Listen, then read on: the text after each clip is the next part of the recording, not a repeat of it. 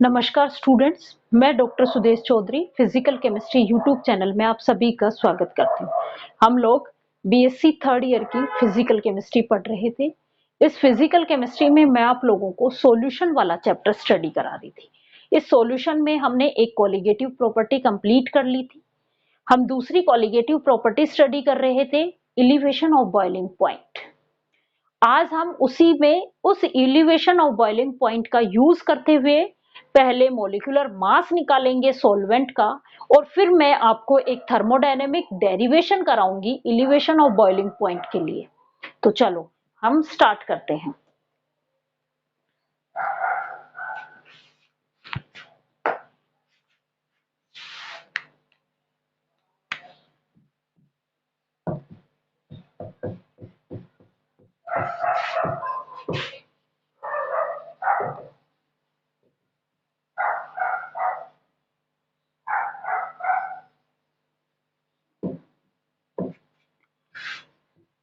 Fifth unit पढ़ रहे हैं हम, सॉल्यूशन। उसमें मैं आपको एक छोटा सा टॉपिक है, determination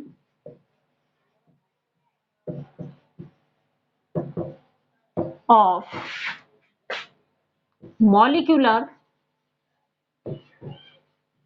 mass of solvent by mass of solute, mass of solute by elevation of boiling point।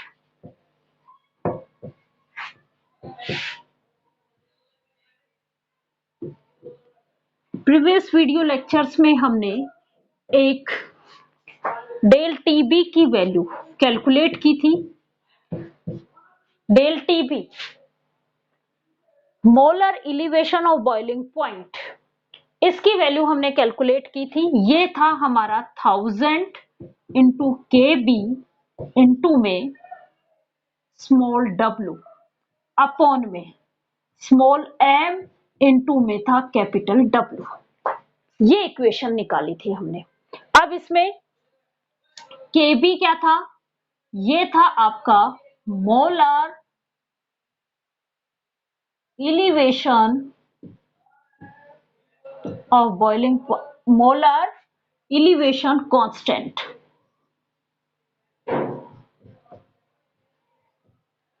Small W क्या था आपका? Weight of solute.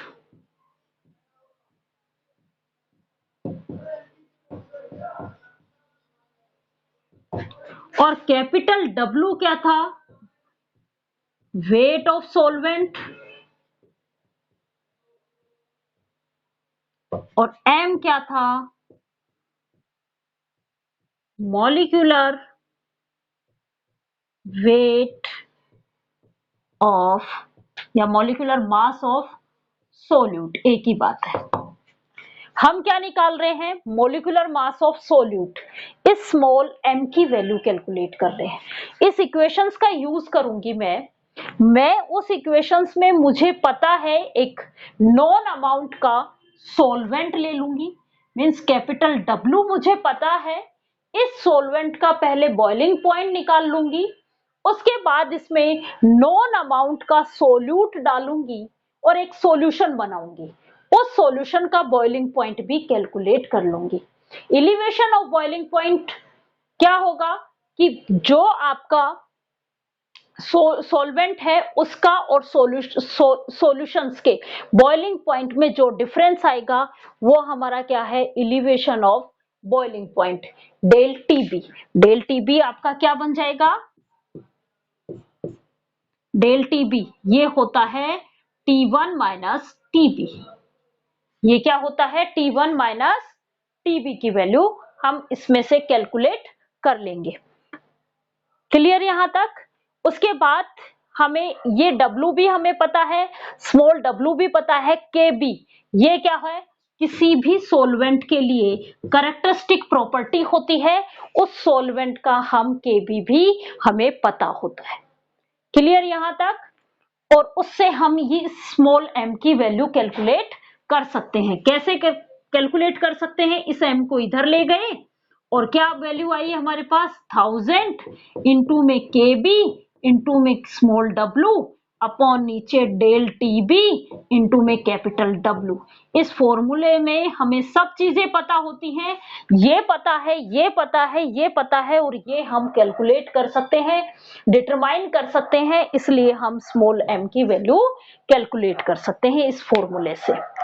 ये तो आपका एक छोटा सा टॉपिक था जो उसी के साथ है। कई बार उसके साथ ये क्वेश्चन भी पूछ लिया जाता है कि एलिवेशन ऑफ बॉइलिंग पॉइंट का यूज करते हुए आप सोल्यूट के मॉलिक्यूलर मास को कैसे डिटरमाइन करोगे, लिखो। तो यह आपका 1 नंबर का इस तरीके का एक क्वेश्चन आ जाता है। अब हम स्टडी कर रहे हैं नया topic, thermodynamic derivation of del TB, elevation of boiling point. Thermodynamic derivation of del TB। इस डेरिवेशंस को करने के लिए हम इसमें एक इक्वेशन यूज करेंगे, क्लॉसियस क्लेपियर इक्वेशंस। उसका इंटीग्रेटेड फॉर्म यूज करेंगे हम यहां पे।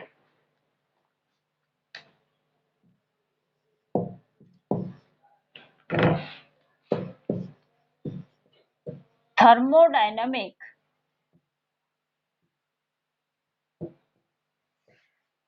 डेरिवेशन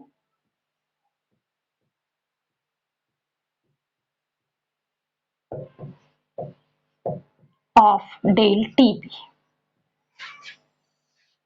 ये आपका पूरा एक डेरिवेशन है और इसी से क्वेश्चन आता है।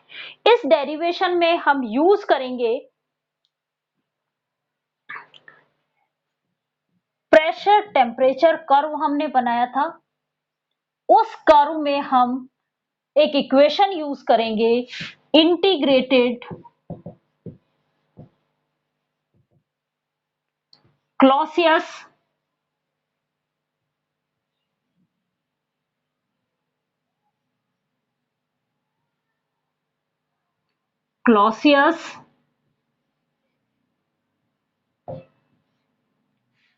क्लेप्रोन इक्वेशन। ये इक्वेशन यूज करेंगे। प्रेशर टेम्परेचर कर्व जो आपको मैंने स्टार्टिंग में बताया था सॉल्यूशन और सॉल्वेंट का, उस कर्व का यूज करते हुए हम इसमें लगाएंगे इंटीग्रेटेड क्लॉसियस-क्लॉपियन इक्वेशंस। ये आपको याद रखनी है। ये इक्वेशन होती है ln P upon P1, ln P upon P1 ये equal to del HV upon R 1 minus TB minus 1 upon T1। इसमें क्या क्या होता है सारी चीजें मैं आपको बता देती हूँ। P vapour pressure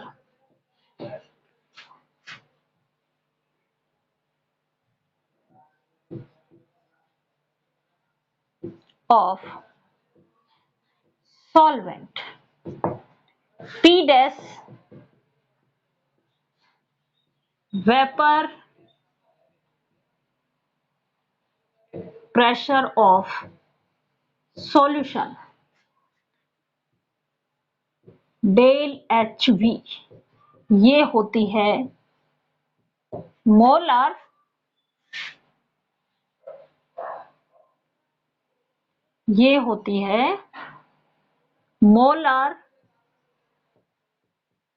heat of vaporisation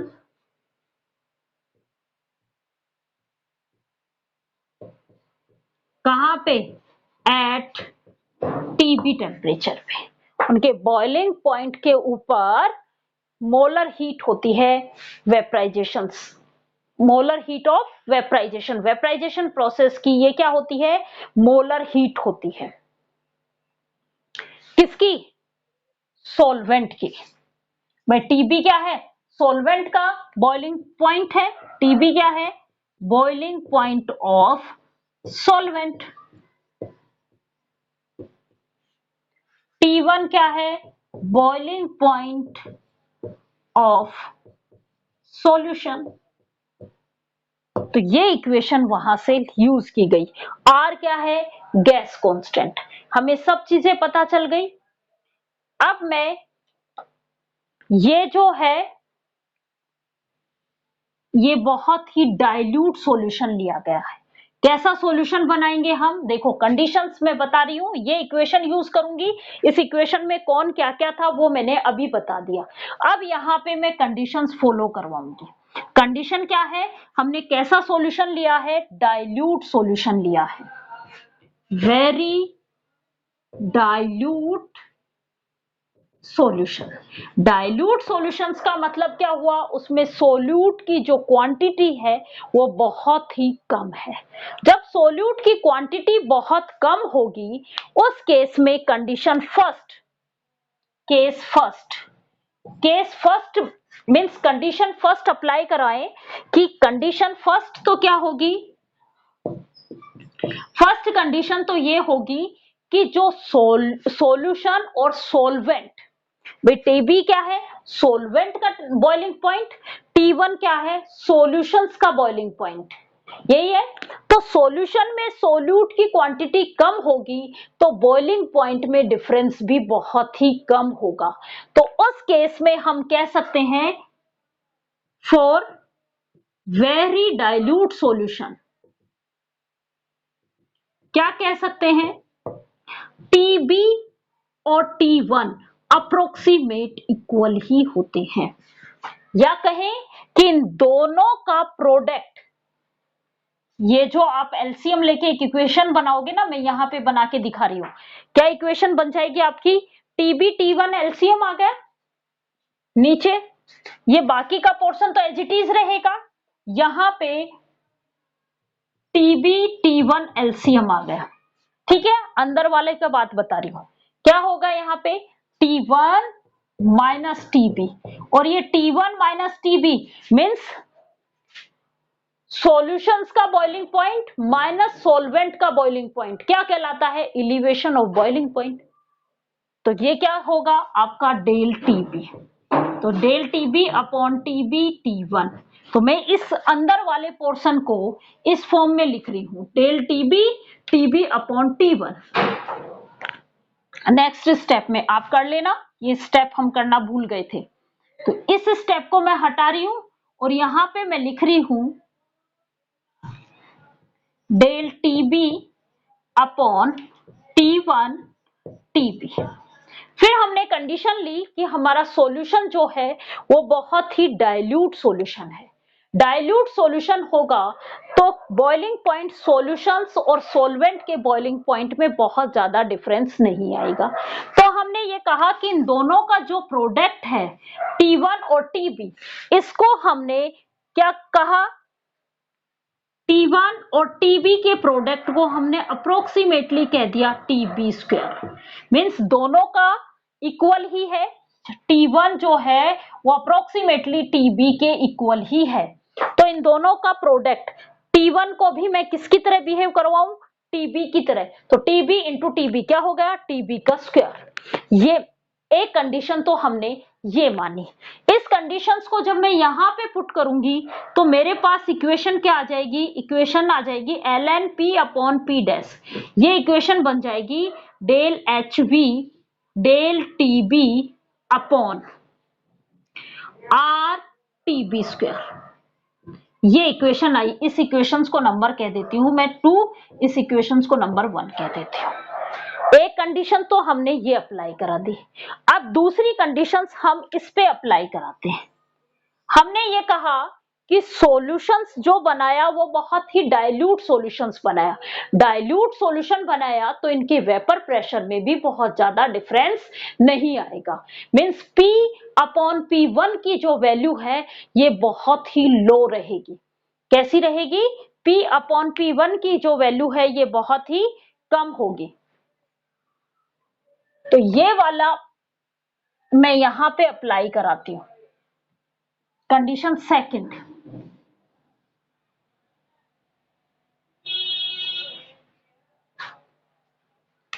second second condition हम अप्लाई कराते हैं term ln p upon p dash पे। ln p upon p dash को मैं लिख सकती हूं minus ln p dash upon p, minus ln p dash upon p।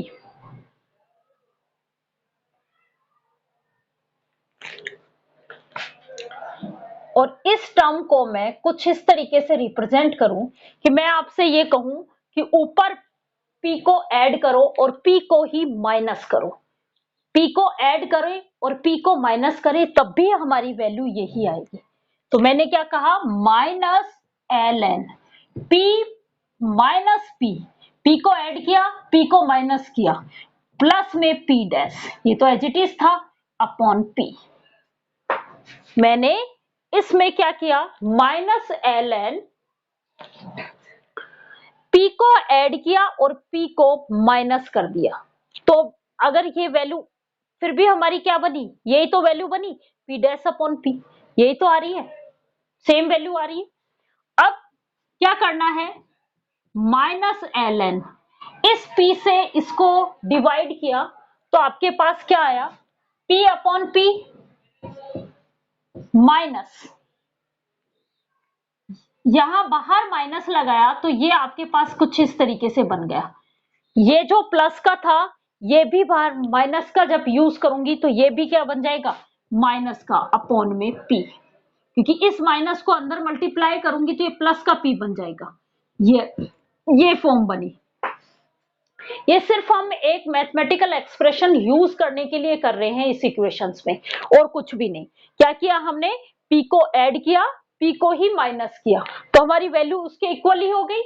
अब क्या कर रहे हैं, इस p से ये p डिवाइड मीन्स इसको अलग कर दिया और इस टर्म को एक साथ लिख दिया, यही किया हमने। और बाहर माइनस आया तो ये अंदर वाला जो प्लस का था ये भी किस में कन्वर्ट हो गया, माइनस की फॉर्म में कन्वर्ट हो गया। अब ये तो क्या आया, 1, तो ये क्या बना, minus ln 1 minus p dash upon p। और इसमें ये जो वैल्यू है ये बहुत ही स्मॉल वैल्यू होती है। जब आपके पास ln 1 माइनस x की वैल्यू, ये जो वैल्यू है ये यदि आपके पास x की वैल्यू बहुत ही स्मॉल होगी, वैल्यू वेरी स्मॉल, उस केस में हम इसको लिख सकते हैं ln माइनस x,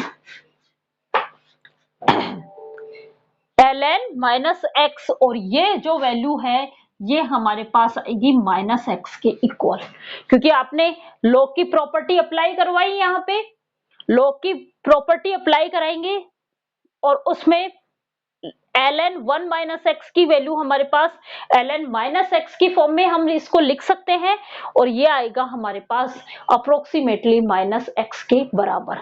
तो अब यही बात हमारे इस पे फॉलो करवा रहे हैं मैं आपको ये कह रही हूं कि ये जो वैल्यू है ये इसकी वैल्यू बहुत ही कम है, इसकी वैल्यू बहुत ही कम है, क्योंकि देखो P में से P डैश गया मीन्स सॉल्यूशन और सॉल्वेंट का डिफरेंस बहुत कम है, और बहुत कम को किसी बड़े नंबर से डिवाइड कर रहे हो तो ओवरऑल वैल्यू भी बहुत ही कम आएगी।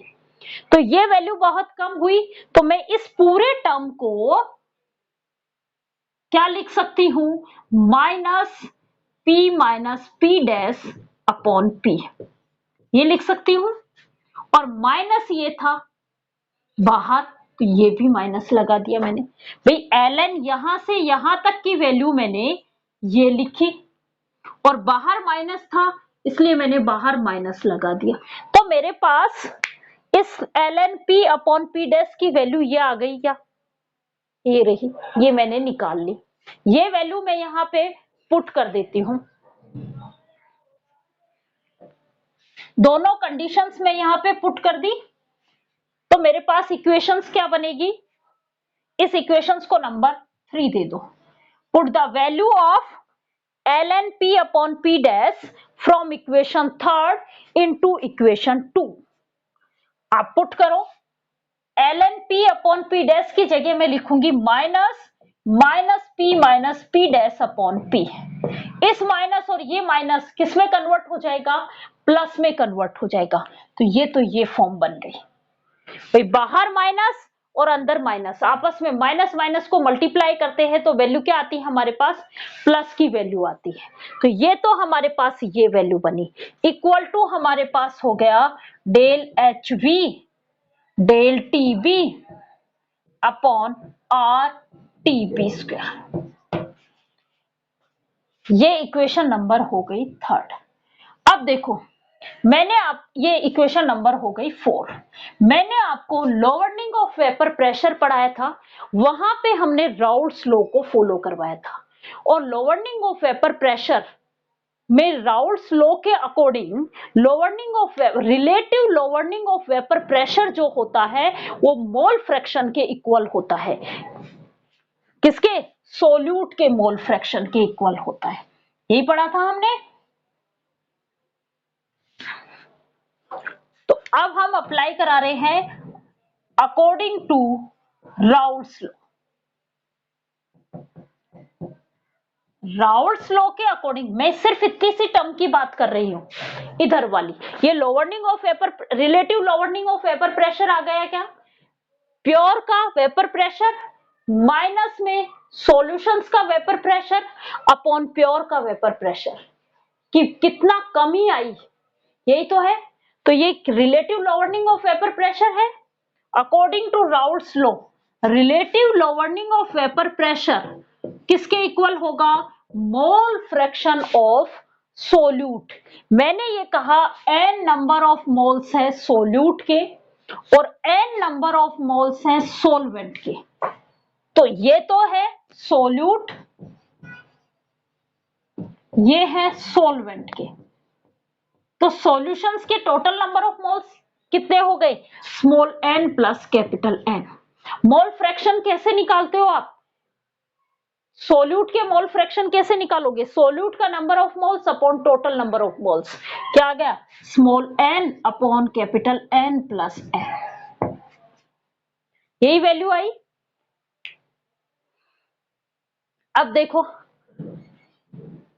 अब हमें यह पता है कि हमारा जो सॉल्यूशन है वो कैसा है, डाइल्यूट सॉल्यूशन है।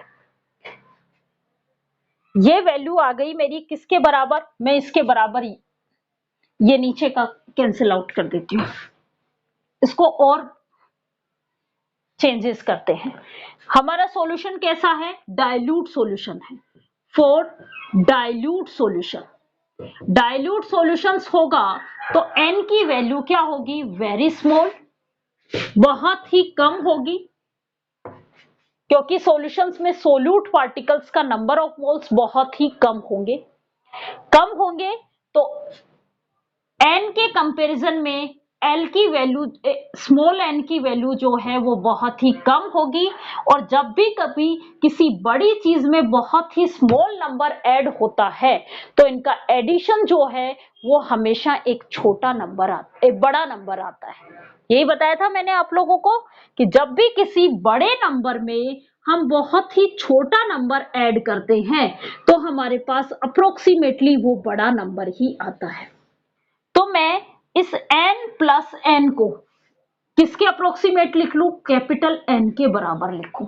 तो मेरे पास इक्वेशन क्या आएगी, p minus P dash upon p, ये वैल्यू आ जाएगी small n upon capital N। ये वैल्यू क्या आएगी, small n upon capital N।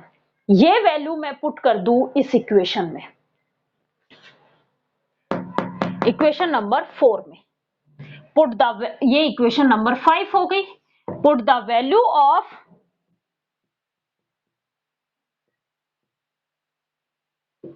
किसकी, p minus P dash upon p, कहां से, फ्रॉम इक्वेशन 5 और कहां पे, इनटू इक्वेशन कौन सी है ये, 4। पुट कर दो।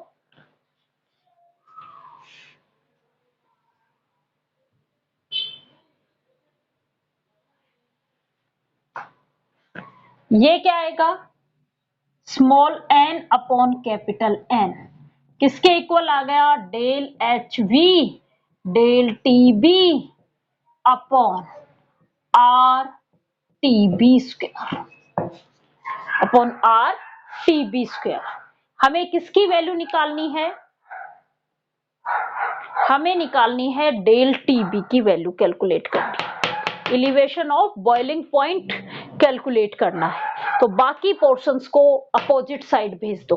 तो हमारे पास क्या आ जाएगा? डेल टी बी की वैल्यू ये आ जाएगी small N upon capital N into में R T B square upon del H B, del H B. अब देखो